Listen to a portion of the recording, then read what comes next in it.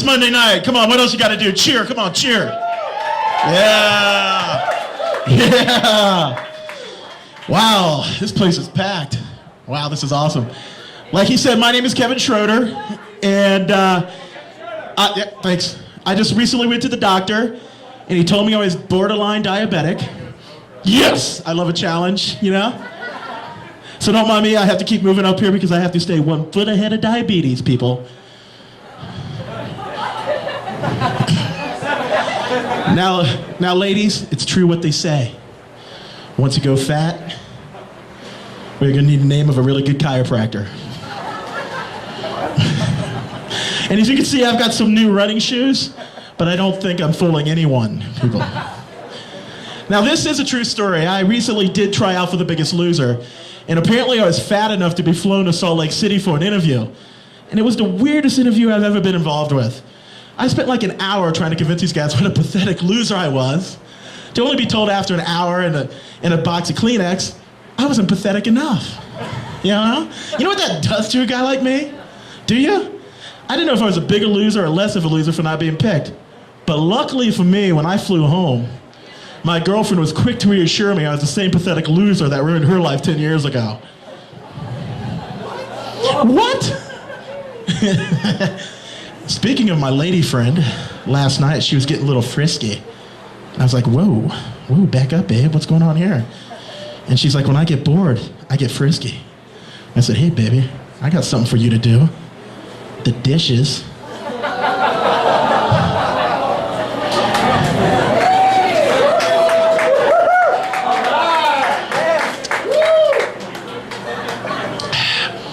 Now, I moved out here a few years ago from Ohio, and you people talk crazy different out here.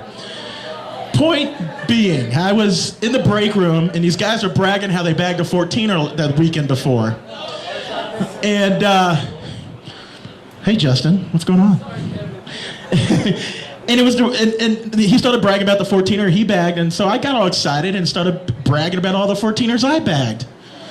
Well, I guess in Colorado, bagging a 14er is climbing a 14,000-foot mountain. In Ohio, it's a Good Friday night, so... Ooh, that's awesome. You think that's gross? Get ready for this one. I recently lost my job as an instructor at a cosmetologist school. I guess my definition of a facial didn't fit their curriculum.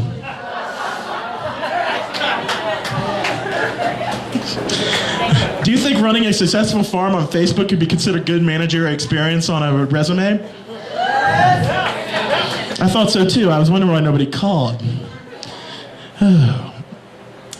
By the way, you guys heard that they're putting marijuana, recreational marijuana on the ballot this fall.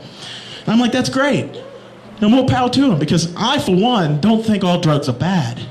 Because if it wasn't for crack cocaine, I'd be 500 pounds. And apparently so would Amy Winehouse.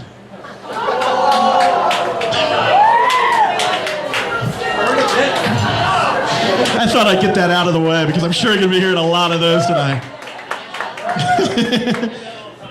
You know, people tell me I got to stop with the self-deprecating humor. And you know what I tell them?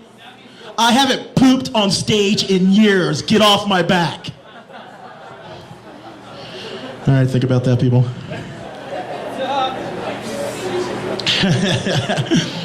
You know, I do have a very cool mom. She called me up bragging about this brand new tattoo she got on the top of her breast of a golden retriever. I was like, Mom, what are you doing? 10 years from now, people are going to be asking, why do you have a tattoo of a giraffe on your titty? All right, how about this one? Do you guys know that the prison in Canyon City actually has a gift shop? I went in and bought myself a commemorative shank. Yeah. And you know, since it was close to my dad's birthday and such a good son, I bought him a conjugal visit. You should have saw his face light up when he opened that one. I mean, he's been married 40 years. That's like prison.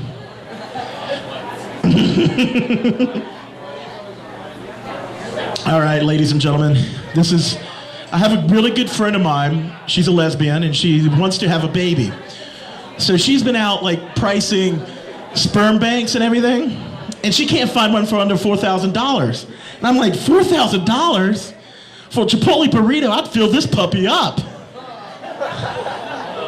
I'd even throw in a funnel. Oh. I know, right? I know that's bad. I know I need Jesus. I know I need to find Jesus and have him inside me, but don't worry. Tomorrow I'm going to Chick-fil-A, so it's cool. Those Christians love their Chick-fil-A, that's for sure. I do too. What? Hey, by the way, have you guys heard the makers of Spanish Fly? They now make a beer, and it's really good. In fact, I had some the other night. But of course, on the way home, I got pulled over. I blew a 2. Well, he would have been a 4, but he didn't shave that day, so.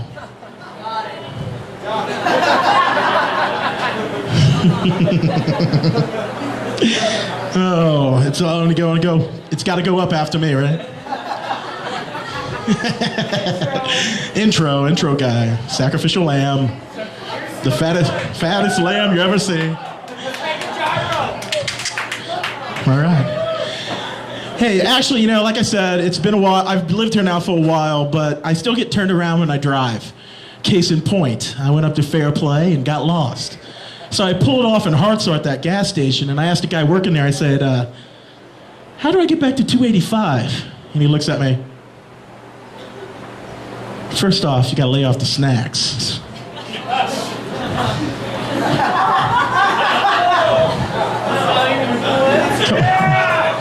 That's the punchline, people. Jesus, Eric, get these guys some drinks. They need some. Seriously though, thank you all for coming out on Thunder and Buttons, making this huge, right? Give yourself a hand. This is great. We're gonna have a great time tonight. And now, another rule that nobody's ever talked about, it's called stand up or shut up for a reason, because it takes a lot of balls to get up here. Yep. So, if you guys could do me a favor, if you got something to talk to your neighbor about, or if you just want to hit on the chick next to you, drag her in the back or go downstairs. And let's pay these guys, pay attention to these guys, because stand up or shut up stands for this. If there's a heckler, you're the next one on stage. And if you won't get on stage, you have to buy every comedian that gets up on stage a drink.